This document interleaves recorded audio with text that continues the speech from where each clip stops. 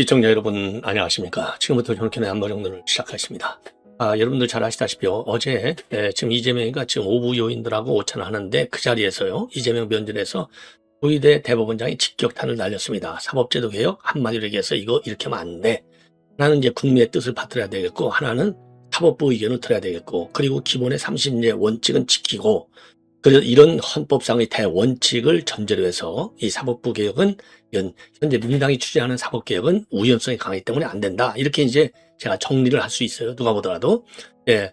그러고 또 어제 말이죠. 이 법사위에서 천대엽 법원행정처장.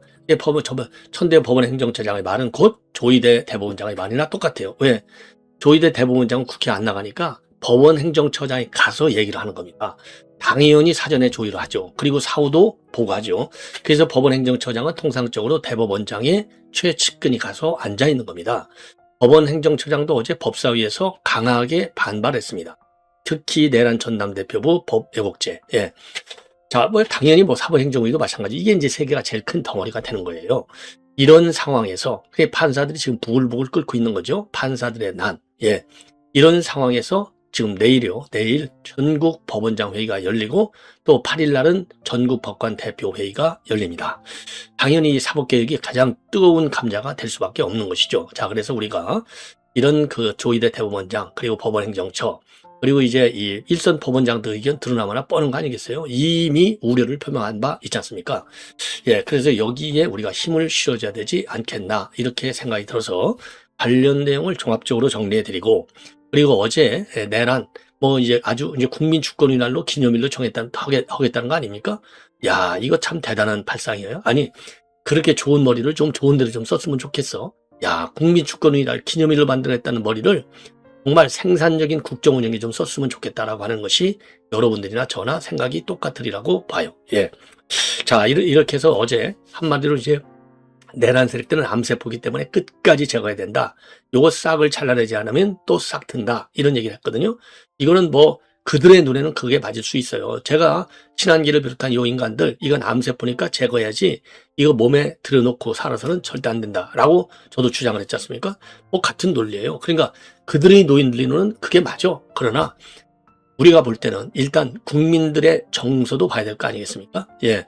자, 그래서 나치 전범보다도 더 나쁘기 때문에 이거를 딱 다 도려내야 된다. 거기에 이어서 정성호도 또 SNS에 글을 올렸어요. 예. 내란 선동하는 이 법원 안팎에서 세력들 요거 절대로 용납할 수 없고 단죄하겠다라고 밝혔습니다. 예. 이런 거를 가지고 지금 김계리 변호사가 강하게 반격하는 그런 입장문을 내놓고 있습니다. 좀 상당히 센 워딩으로 이재명을 직격하고 있어요. 김계리 변호사. 예. 자, 그리고 지금 이제 지금 북한 억류자. 왜냐면 어제 말이죠. NK뉴스에서 좀 기자회견을 하는데 이재명한테 북한에 억류되어 있는 우리 국민들 어떻게 할 거냐 물었더니 그런 게 있었어요? 나는 전혀 몰랐는데 이게 진짜로 몰라서 모른다고 했는 건지 아니면 알고 있지만은 현 정부 들어와서 단 한 번도 요 문제를 다루지 않았기 때문에 비판 여론이 무서워서 모른다고 한 건지 모르겠지만 제가 보기에는 진짜 몰랐던 것 같아요. 예, 왜냐? 우이성락이도 몰라. 아니 일개 유튜버인 전옥현이도 다 아는데 우이성락 안보실장도 제대로 몰라요. 말을 제대로 못해. 야, 이거 비극입니다. 이게 그만큼요 남북관계를 정략적으로만 이용해 온데 다른 결과가 이런 거가 되겠어요. 아니 내외신 기자회견을 하면은 중요 이슈들 몇 가지는 딱딱딱딱 찍어야 되잖아요. 그러니까 중요 이슈들 가운데도 들어가지를 못하는 거야. 중요 이슈 안에도 그거는 참모 머릿속에도 안 들어가 있고 이재명이가 대통령인데 이재명 머릿속에도 안 들어가 있는 거예요. 이게 얼마나 비극이냐. 제가 과거에 저도 이런 얘기를 많이 다뤘는데 대한민국이든 어디든 간에 대통령의 가장 중요한 임무가 국민의 생명과 재산권 보호라고 그랬잖아요. 국민의 생명. 미국 대통령 보시죠. 정말 국민의 생명을 가장 중시해. 미국의 경우는 전직 대통령까지 동원하잖아요. 현직 정보기관장까지 동원하잖아요. 그다음에 이 국무부 장관, 외교장관까지 동원하잖아요. 쉽게 얘기해서 수단과 방법을 가리지 않고 떼와요. 미국의 경우에. 다 성공하지 않습니까? 네. 대한민국 아예 안중에도 없어. 대한민국에 안중에 있는 건 뭡니까? 어제 이재명이가 뭐라고 그랬어요? 제북던단 살포하는 거 이거 내가 사과하고 싶은데 공문몰이 당할까 봐서 무서워서 못한다. 야, 아니 지금 그 정도예요. 그러니까 머릿속에는 대북전단 사과만 하면 김정은이하고 남북 간에 정상회담이 열리고 남북 관계가 정상화될 걸로 착각에 빠져 있어요. 착각에. 그러니까 기승전, 남북전단 사과하는 거. 공북머리가 무서워서 못한대. 공북머리가. 그런 머리로 지금 억류되어 있는 우리 국민들 한순간이라고 생각했어요. 이거 신문 도배언제가 한두 번이 아니에요. 이거는 국내 이슈 정도가 아니고요. 이미 국내 이슈 플러스 뭡니까? 글로벌 이슈화 돼 있어요. 유엔에서도 요구하고 미국에서도 요구하고 국제인권단체도 요구하고, 예? 우리 국내 정치를 떠나서. 그러니까 대한민국의 부정선거가 국내 정치적인 이슈를 떠나서 이제는 글로벌 이슈화 되고 있다. 지금 그런 과정에 있잖아요. 왜? 아예 FBI 국장이 왔다 가고 트럼프 대통령이 아예 한국 부정선거 아예 SNS에 글을 올려버렸잖아요. 본인이 쓰기 뭐하니까 다른 사람이 쓴 거, 과거 미국의 자기 대통령 선거 때 부정선거 요거 폭로한 디나 이 사람 글을 갖다가 올려놔버렸잖아요. 이 정도가 되는데 예? 지금 그런 것처럼 북한에 억류되어 있는 우리 국민들 한 10명 정도 되는데 최소 6명 이상이다 이렇게 나와 있어요. 예. 근데 이거를 이재명이가 전혀 정말 제가 보기에 모르는 것 같아요. 우이성라이도 전혀 몰라. 야, 이건 그러면 정권 인수인계 할 때 기본, 그리고 안보실장 들어갔을 때 기본 파일에 들어가 있어야지. 기본 파일. 매뉴얼, 저도 청와대 NSC에서 제가 근무해 봐서 알잖아요. 과거의 정보실장. 요거 기본 매뉴얼, 대통령한테 주는 자료집, 안보실장한테 주는 안보실장 갖고 있는 기본 자료집, 매뉴얼 판에 그게 들어가 있어야지. 예? 이걸 몰라? 아니, 그리고 우이성락이가 그렇게 머리가 나빠? 우이성락이 머리 수준 되면요. 한 번 보면 대충이라도 알아요. 대충이라도. 예. 그 정도 머리는 돼. 그래도 명색이 전주고등학교 나오고 서울대 외교학과 나왔잖아요. 예. 아니, 그 정도 머리가 안 돼? 그 얘기는요. 안중에 없다는 얘기예요. 안중에. 기가 막힌 것이죠. 예. 그럼에도 불구하고 레거시 미디어에서 말이죠. 다행스럽게 조선일보 빼놓고는 아예 거의 다루질 않고 있어요. 이 얘기로. 이렇게 난리가 났는데도. 일개 외신 기자는 이게 굉장히 중요하다 생각해서 질문했는데 모르기 때문에 그런 얘기가 있었어? 뭐죠? 한번 얘기 좀 해봐. 안보실장 뭐야 그거? 이 정도까지 나왔으면 진짜 모르는 거예요. 왜? 이재명이 머릿속에는 오로지 5개 재판과 8개 사건, 12개 혐의밖에는 없는 거 아니에요? 그 연장선상에서 지금 모든 방탄 입법을 하는 거 아닙니까? 응? 악법 제조기. 그런 악법을 만드는 이 악법 만드는 걸 보면요. 예. 야, 상상을 초월해요. 어떻게 정상적인 머리에서 저런 비정상적인 이 법률들이 나올까? 이해가 안 가. 이해가.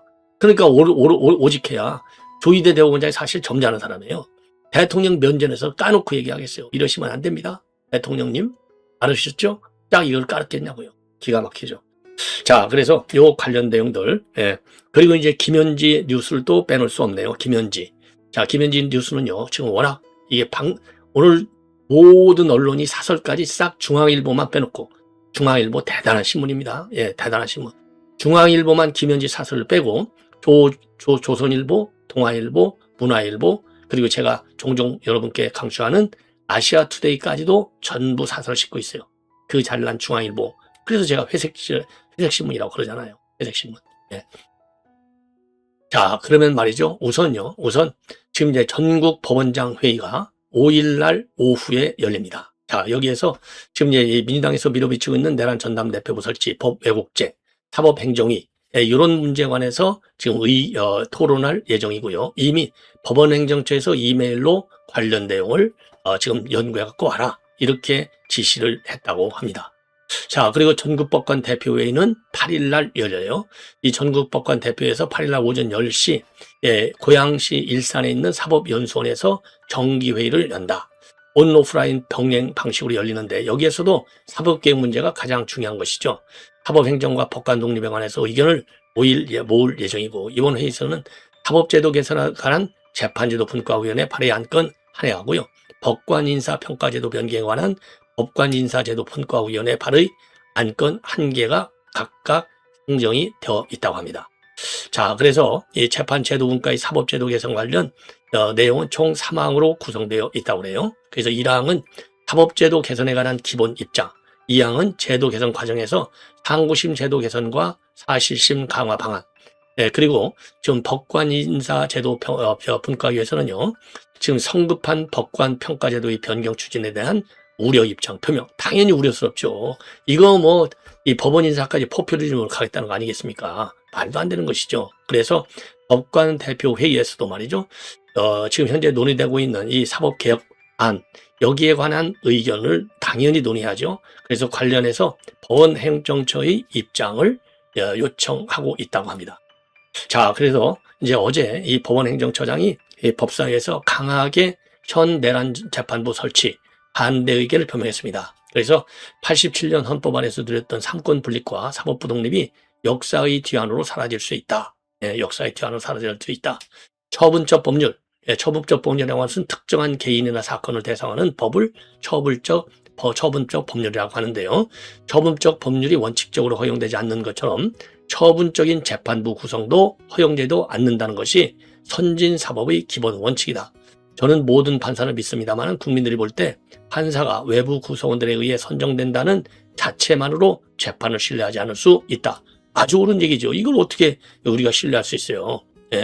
그러면서요, 헌법재판소가 결국 이 법안에 대해 우연 심판을 받게 될 텐데 헌재 소장이 추천권에 관여한다면 심판이 선수 역할을 하게 돼서 룰에 근본적으로 모순이 생긴다. 옳은 얘기죠. 그리고 헌재 소장과 직간접 관계에 있는 헌법재판관들이 우연 심판을 맡을 수 없게 된다면 내란 특별 헌법재판부도 만들어야 한다는 것이 이 법이 예정하고 있는 바다. 옳은 얘기예요. 자, 그러면서 말이죠. 그러면서 대법원, 그리고 이제 그 조인혜 대법원장이 현재 내란 사건 재판부를 지정했다는 취지의 여당 의원들의 주장에 대해서 이 천 처장은요, 그래도 이거 못 믿겠다는 거 아닙니까? 왜 주기현 판사한테 내란이 전부 내란 재판이 몰려 있느냐? 이거 조이대가 뒤에서 작업했지? 이거 아니에요. 여당 주장이. 그 부분에 대해서 대법원장님이 마치 개별 법관의 사무분담에 관여하는 것처럼 말씀하시는데 그렇지 않다.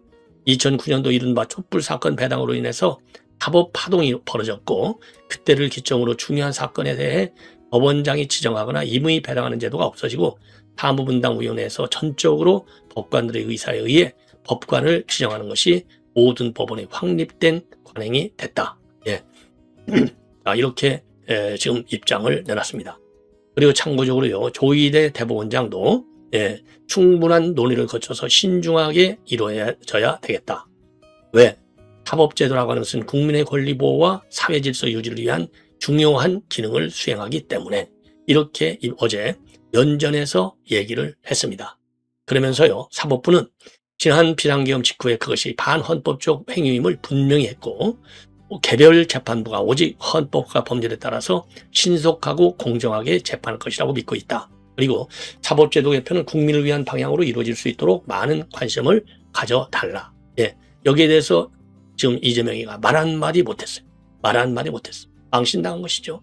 대법원장이 이렇게 점잖하게 얘기하면 한마디 해야 되는 거 아니에요? 대통령이 말 한마디 못해. 이런 망신이 어디가 있겠습니까? 자, 그리고 이제 김계리 변호사 어제 좀 이재명이가 얘기한 내용 요거를 가지고요. 지금 검찰이 써내놓은 이 모두 발언만 봐봐라. 이것만 봐도 알 수 있는 거 아니냐.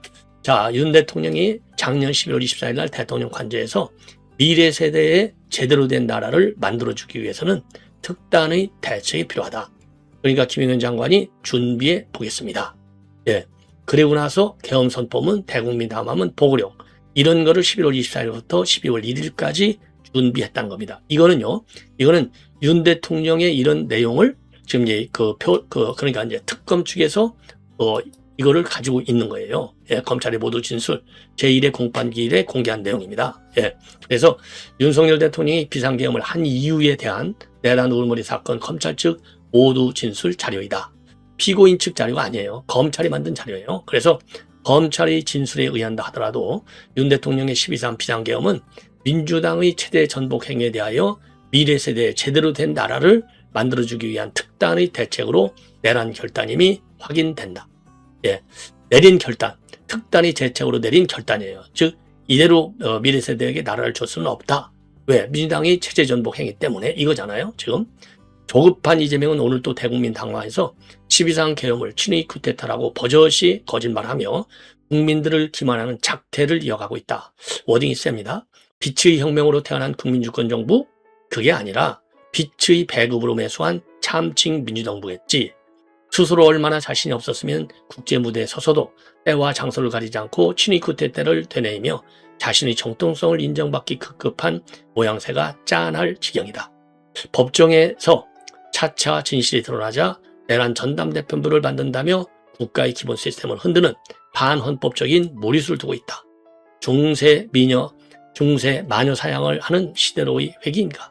대통령이 하는 작자가 나라의 시스템을 무너뜨리는데 앞장서고 있다. 자, 여기서 굉장히 강해요. 하나는 국민을 기만하는 작태, 대통령이라는 작자, 그리고 빛의 배급으로 배수한 참칭 민주정부, 그리고 정통성을 인정받기 위해 급급한 모양새, 짠하다. 예, 반헌법적 무리수. 자, 그래서 이런 여론, 이 김계리 그 변호사의 의견이 국민 대다수의 의견인지 아닌지는 모르겠지만은 상당수 국민들도 저 정도의 분노를 느낄 있을 것이다. 이렇게 생각이 되는 대목입니다. 예. 자, 그래서 이제 김계리까지 말씀을 드렸고요. 그 다음에는요, 억류자 관련해서 여러분께 말씀을 드리겠습니다. 억류자. 억류자보다도요, 김현지 얘기를 먼저 꺼내고 억류자 얘기는요, 좀 길어요. 예, 그렇기 때문에 시간 관계상 김현지 얘기를 먼저 꺼내겠습니다. 자, 김현지 얘기는 누가 써올린 공이냐? 바로 이겁니다. 예, 김남국이가 지금 이제 문진석이하고 지금 쓴 얘기예요. 그러니까 아우가 추천을 좀 해줘. 내가 추천하면 훈식이 실장이 반대할 거니까 아우가 추천 좀 해줘. 그러니까 넵 형님, 제가 훈식이 형이랑 현지들한테 추천할게요. 이 홍성범 본부장님. 이름까지 제가 딱 외우고 있으니까 걱정하지 말라 이거죠. 자, 그래서 요 문자가 일파만파로 커지고 있어요. 우선요, 지금 강훈식이가 실세는 무슨 현지가 실세냐? 내가 실세지 했잖아요. 이거 위증 논란이 되고 있습니다. 그리고 인사권도 없는데 이렇게 인사권 행사에 직권남용 혐의도 법률적으로 거론되고 있어요. 예. 자, 그러다 보니까 우리 이제 야당에서는요, 이거 잘라내라. 예, 잘라내라. 이런, 어떻게 엄중형으로 끝낼 수 있냐? 사퇴시켜야 된다. 이제 이런 주장이 힘을 받고 있고, 지금 여당에서는 방탄막을 치는데 급급합니다. 문진석이 자를 거냐? 그랬더니, 노. 딱 박수현이가. 자, 그래서 박수현이 이제 이 발언 중에 오늘 아침에 나와서 한 얘기 중에, 이게 무슨 범죄이냐? 범죄도 아니잖아. 근데 무슨 윤리에 지시하고 그래? 이런 식의, 그러니까 이제 정청래가 이거는 윤리위에 감찰을 지시할 성향이 아니라는 거죠. 예.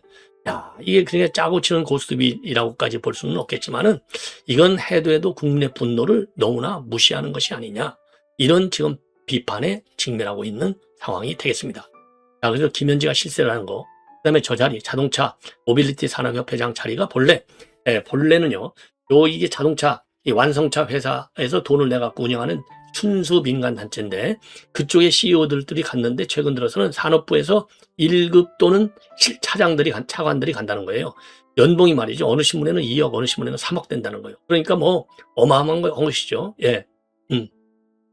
그런 민간 자리가 한두 개가 아니에요. 그런 민간 자리가. 자, 그런 자리를 갖다가 용산 대통령실에 권한도 없는 인간이, 예. 왜냐하면 이 김남국이는 최측근 중에 한 명이잖아요. 그리고 호칭하는 것도 형이야, 형. 무슨 조폭모임이야. 형하고 누나야. 야, 그리고 내가 얘기하겠다는 거 아니에요, 내가. 그러면은 형하고 누나의 관계가 어떠냐. 서로 인사 문제에 관해서 좋게 얘기하면 소통, 예. 안 좋게 얘기하면 얼마든지 인사동단 개입한다는 거 아니에요. 형하고 누나하고 내가 얘기할게. 알았어. 충성하는 거 아니에요. 예. 홍성범 본부장님, 느낌표 서너 개 딱 했다는 충성 문진석 형님 딱 이거 아닙니까? 완전히 형님, 동생, 누나 하면서 지들끼리 나눠 먹는 거야, 떡을. 야, 이게 있을 수 있어요. 이게 있을 수 있냐고. 그래서 국민들의 분노가 지금 하늘을 찌르고 있는 겁니다. 그러니까 지금 온갖 사설이 지금, 사설까지도 나오고 있는 그런 상황. 우리 국민들이 못 참는 거죠. 예, 우리 국민들이. 예. 자, 그래서 요 내용을요. 제가 이제 박수현이가 오늘 현지누나 인사청탁 범죄는 아니지 않냐. 그리고 윤리감찰단에 지시할 성격도 아니다. 예. 물론 도덕적 정치고는 부적절하다. 박수현이도 또 먹고 살아야 되니까. 예. 그래서 요와 관련해서 말이죠. 지금 요와 관련해서 인사청탁에서 지금 결국은 이 김현지가 실세인 것이 드러났다. 이겁니다. 그래서 조선일보 사설을 보면요. 훈식이 형과 현지 누나 정권이 이렇게 움직였나? 이게 제목이에요. 이게 제목으로 돼 있어요. 자, 그래서 끝 마무리만 이제 말씀을 드리면, 예. 자, 그래서 여기서는 말이죠. 여기서는 이제 권한이 없는 김 실장이 인사에 실질 권한을 행사한다면 인사에 영향을 미치는 대통령 측근 그룹이 별도로 있는 것은 아니냐는 의문도 생긴다. 네. 그리고 인사 추천에 대통령 출신 대학 인맥이 작용하는 것 같은 모습도 문제다. 네. 김 비서관은 비서실장과 부서실장의 형과 도난을 호칭했다. 국가인사가 동문회나 친구 모임처럼 운영돼서는 안 된다. 게다가 자동차 모빌리티 산업협회는 자동차 기업들이 회원인 민간단체인데 회장 인사에 비서실장, 부서실장, 집권당이 관여할 권한도 없다. 대통령과 민주당은 그동안 정권이 닥쳐서 인사를 비판해왔는데 민간단체가 이렇다면 공공분야 인사가 어떨지는 물어볼 필요도 없을 것이다. 이 사안은 경고로 끝날 일이 아니다. 전 국민을 상대로 인사 추천을 받겠다더니 실제는 이리끼리 민간단체 인사 추천을 받고 형 누나에게 전달한다고 했다. 직권남용이다. 국회에서라도 진상을 밝혀야 할 사안이다. 그리고 동아일보요. 쭉 제가 많이 생략을 합니다. 제목이요. 훈식형 현지 누나 똑같아 조선일보. 뿌리째 도려내야 할 농단이 싹 이렇게 되어 있습니다. 그래서 이런 사례를 보더라도 농단과 비리의 싹은 그 뿌리를 도려내지 않으면 정권 자체를 흔드는 대형 스캔들이나 게이트로 이어질 가능성이 크다. 대통령실은 김 비서관에 대해서 엄중 경고했다고 밝혔지만은 이것만으로는 부족하다. 일벌백계를 위해서는 더 단호한 조치가 필요하다. 아울러 비슷한 사례가 더 있는 것은 아닌지 철저한 내부 점검을 해 나가야 할 것이다. 작은 구멍도 거대한 둑을 무너뜨릴 수 있다는 사실을 잊어서는 안 된다. 그리고 문화일보, 상호칭만 봐도 권력 심층부 분위기를 알만하다. 특히 만사형통 별명까지 붙고 총무비서관에서 옮겨온 김 부서실장의 우위세도 말해준다. 현대자동차 등 국내 자동차 5개 회사가 회원인 협회장까지 노린다는 사실은 더 놀랍다. 그 자리는 완성차 회사 경영진이 겸직하다가 최근 해당 분야를 담당했던 퇴직 공직자들이 맡아왔다. 대통령실은 부적합한 정보를 부적절하게 전달, 운운할 게 아니라 유사 사례를 조사하고 관련자들을 해임해야 할 것이다. 예. 자, 그 다음에요. 그 다음에 동아일보, 죄송합니다. 예. 그 다음에 이제 아시아투데이, 보통 비서관이 형 누나에게 인사 연관하는 자리인가. 예. 그래서 이게 김남국이는 21대 국회의원 시절에 최소 200회 이상 코인 거래, 상임위원회와 소위 도중에 200회 이상 코인 거래로 파악되는 등 끊임없이 논란이 됐던 인사다. 이런 사람에게 소통비서관이라는 중책을 맡길 때부터 부정론이 나왔었다. 대통령실이 진정으로 공직기관을 세우려고 한다면 임 비서관을 해임하는 게 옳다. 문 부대표도 침묵을 일관하는 게 아니라 경위를 소상히 밝히고 사죄해야 한다. 옳은 얘기죠. 예. 그리고 이제 송원석도 원조 친명도 한 수 접는 현지 누나, 민관협회장 인사까지 주물러. 예. 이렇게 지금 이 비판하는 입장을 내놨습니다. 인사농단 책임을 물어라, 현지 누나. 예. 시청자 여러분, 이렇게 해서 본 방송을 마치겠습니다. 대단히 고맙습니다. 안녕하십니까. 굉장히 추우시죠? 예, 아마 여러분들께서 마음속에 가지고 계신 이렇게 분노를 가지고 추위를 충분히 이겨내시라고 생각을 하고요. 제가 지금 말씀드리고 싶은 것은 지금 앞에서 세 분의 훌륭하신 분들께서 국내외 정세 많은 부분을 지적하셨어요. 저는 제 전공이 이제 주로 외교안보 분야이기 때문에 외교안보 부분에 관해서 현 문재인 정권이 과연 얼마나 심각하게 이 안보 파탄이라고 흔히 그러지 않습니까? 이 안보를 무너뜨렸는지 여러분들께서는 충분히 잘 아시라고 믿고, 그러한 사례를 제가 하나씩 말씀드리는 것은 생략하고, 쉽게 얘기해서요, 그냥 쇼에서 시작해서 쇼로 끝나가는 지금 정권이다, 이런 취지하에 어떤 쇼를 벌이고 있는지를 다시 한번 여러분들께 말씀을 드리겠습니다. 왜냐하면 여러분들 제가 유튜브 하시는 거 다 아시죠? 제 유튜브를 많이 보시는 것 같은데요. 여기 와보니까 그 자세한 그런 이 이슈별로 이건 잘 아실 거 같고, 저는 사실 그 공직에만 있었기 때문에 이런 쇼라든가 이런 거를 이렇게 정말 자유민주주의를 사랑하시는 여러 시민들 앞에서 제가 솔직히 쓰고 싶지 않습니다. 그런데 제가 현재 문재인 정권이 출범한 지 이제 2년 반이 넘었지 않습니까? 그런데 이걸 달리 설명할 방법이 없어요. 결국은 그래서 제가 쇼라는 단어를 써서 여러분들께 얼마나 이 안보 파탄의 실제가 정말 무서운 것인지 다시 말씀드리고 싶습니다.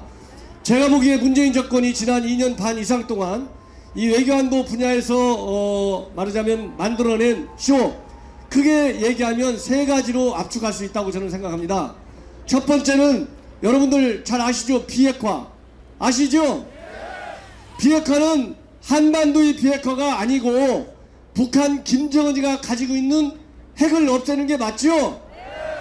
그런데 아직도 현 문재인 정부는 비핵화의 개념이 지금 여러분들이 생각하시는 북한 핵을 폐기하자는 것인지 조선반도에 있는 핵을 폐지하자고 하는 김일성 때부터 내려온 조선반도 비핵지대화에서 얘기하는 핵을 없애자는 것인지 분명하게 밝히고 있지 않아요. 바로 여기에서 비핵화의 시효가 시작됐다. 때는 바야흐로 이제 거의 2018년도 3월이니까 거의 2년이 다 돼가잖아요. 2018년 3월에 특사단 일행이 김정은이 만난 거 아시죠?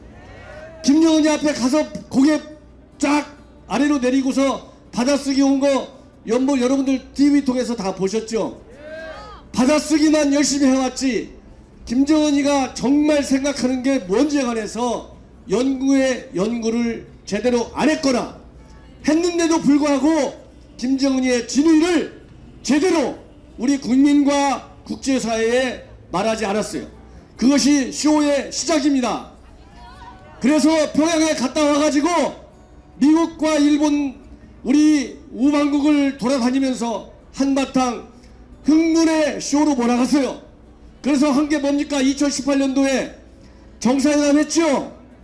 남북한 간에 3번 정상회담하고 미국하고 한 번 정상회담 했는데 나온 게 뭐가 있죠? 하나도 없죠? 결국 나온 거는 대한민국이 지켜야 할 한미동맹, 한국과 미국과 일본 세 나라가 대한민국과 한반도 동북아의 평화와 안정을 지켜내야 되는데 이 큰 두 개의 축을 무너뜨리는 결과밖에 나타나지 않았어요. 그러니 쇼라고밖에 할 수 없지 않습니까? 그래서 이러한 잘못된 정책을 해놓고서도 그 사람들이 지금 2년 반이 넘었는데도 불구하고 여러분께서 힘들게 벌으신 그 세금을 가지고 국목을 먹여 살리고 있어요. 이렇게 외교안보 무능자들이 현재도 청와대를 비롯한 정부 요직에 다 앉아있는데 이런 걸 우리가 용납할 수 있겠습니까? 그래서 이러한 쇼는 빨리 끝나야 되겠다. 빨리 끝나지 않으면 결국은 가는 게 뭡니까? 핵을 머리 위에 이고 사는 불행한 대한민국이 된다. 그러면 이 핵은 결국은 여러분들 세대는 물론이거니와 살아가는 우리 자식들에게도 우리 후손들에게도 언제 어떤 위협으로 올지 감히 충분히 예상이 되지 않겠습니까? 지금 바로 어제만 하더라도 이게 쇼였다는 것이 나타나고 있는 가장 중요한 하나의 예를 들자면 스위스에는요 우리 대한민국 대사관도 있지만 북한 대사관도 있어요. 그 스위스에서 UN 군축회의가 열렸는데 북한 외교관이 뭐라고 얘기했습니까? 미국이 북한에 대한 적대 정책을 폐지하지 않으면 자기네는 핵을 포기하지 않겠다. 이렇게 얘기했어요. 그리고 지난 연말에 여러분들 노동당 전원회의 한 거 다 아시죠? 노동당 전원회의에서 한 여러 가지 이 공표사항들이 있는데 우리 대한민국 국민의 생명과 재산 그야말로 우리 안보에 가장 중요한 얘기를 했어요. 뭐냐? 신형 전략무기를 계속해서 개발하겠다고 했어요. 김정은이가 지금은 핵이라는 말을 잘 안 써요. 왜? 계속 쇼를 해야 되니까. 김정은이가 자기 입으로 핵이라는 말을 쓰면 아 김정은이 거짓말하는구나 너무 쉽게 알 수 있잖아요.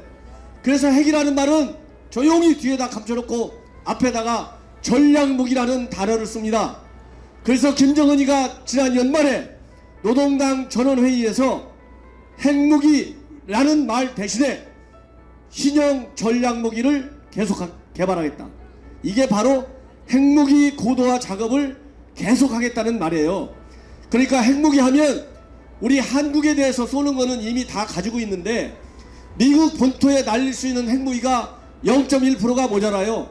이 0.1% 모자라는 거를 채우겠다는 얘기입니다. 그래서 한국과 미국을 동시에 핵 무기로 그야말로 핵 불바다를 만들겠다는 그들의 전략대로 가고 있다. 이걸 발표했고, 두 번째로 이제 무서운 얘기는 바로 뭐냐? 충격적인 행동을 하겠다 이렇게 얘기했어요. 그러면 이 흔히 우리 전문가라고 하는 사람들이 충격적인 행동이라고 하는 것이 마치 미국한테만 하는 것처럼 그렇게 해석하려 들고 있어요. 물론 문맥상으로 보면 미국한테 하는 얘기지만, 여러분들 한국과 미국은 동맹입니까? 아닙니까? 동맹이죠? 이거 추우신가 봐요. 목소리가 잘 안 들려요. 동맹이 맞으면 박수 한번 쳐보세요. 아유, 감사합니다. 동맹입니다.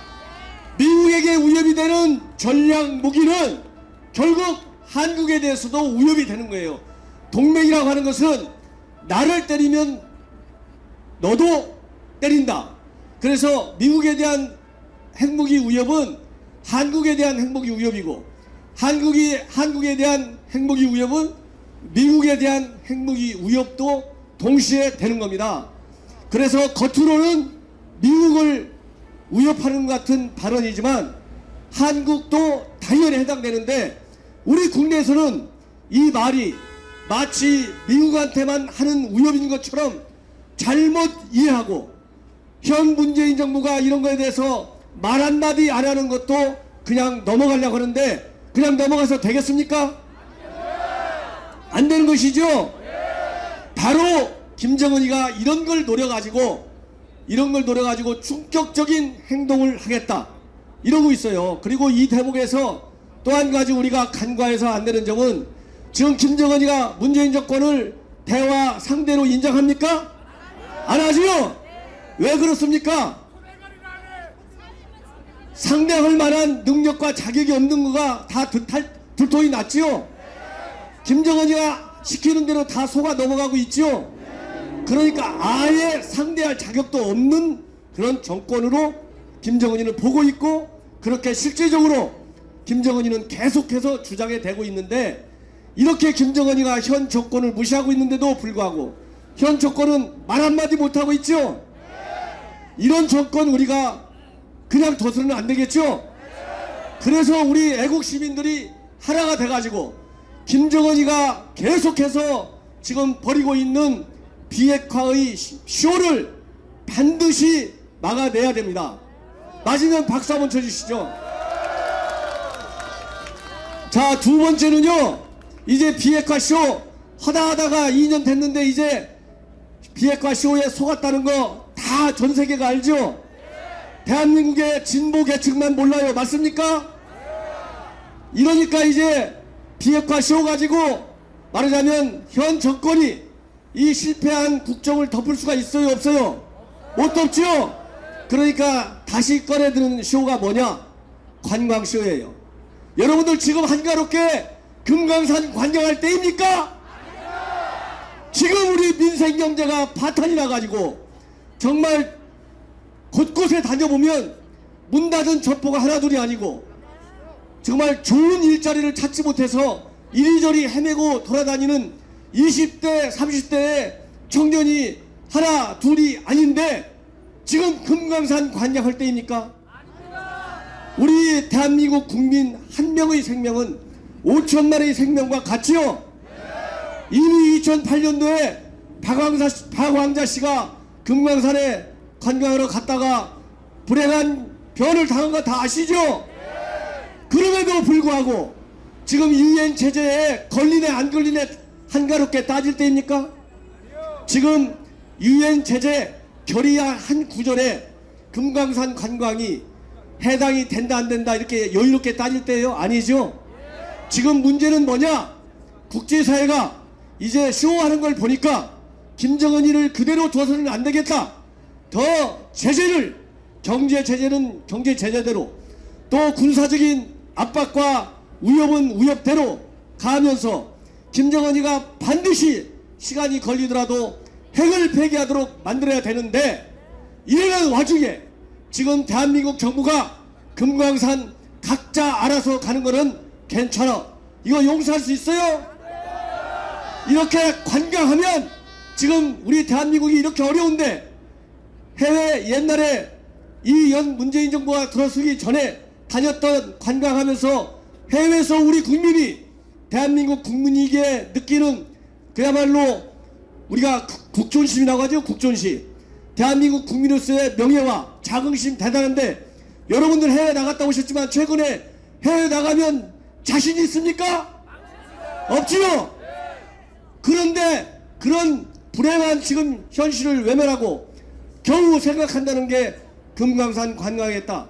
지금 관광 타령을 누가 하고 있습니까? 김정은이가 하고 있죠.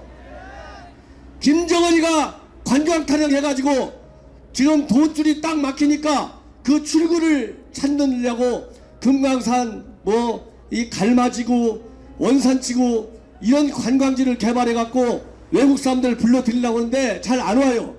그러니까 우리 관광객을 각자 가라.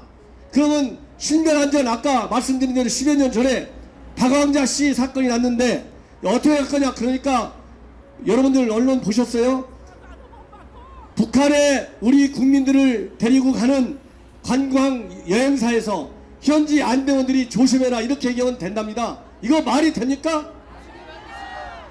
이런 관광으로 지금 쇼를 해서 지금 실패한 무너진 경제 파탄도 막아내고 외교 안보의 파탄도 막아내려고 애를 쓰는 것 같아요. 그 다음에 세 번째 또 쇼를 하려고 해요. 뭐냐? 올림픽 쇼입니다. 여러분들 2032년 얼마 남았습니까? 12년 남았죠? 12년 금방 내 가는 것 같지만 따지고 보면 오래 갈 수 있어요. 이렇게 말도 안 되는 2032년 올림픽을 남북이 같이 하겠다. 국제정치는 현실이지 이상이 아닙니다. 현 정권이 왜 외교안보가 무너집니까? 현실을 무시하고 꿈에만 가득 차가지고 외교안보 정치를 하니까 실패하는 거 아니겠어요? 지금 김정은이가 작년에 남북 월드컵 우리 축구팀 올라갔는데 어떻게 했어요? 구경꾼 한 명이라도 있었나요?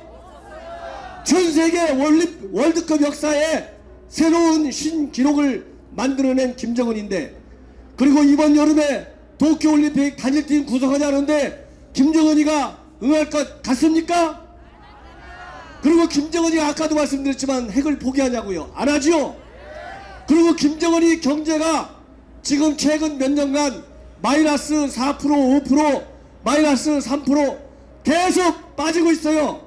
북한 경제가 망해가는데 지금 올림픽을 우리 엄청난 돈을 들여서 북한에까지 가면 북한이 돈이 없는데 어떻게 올림픽을 만들어요?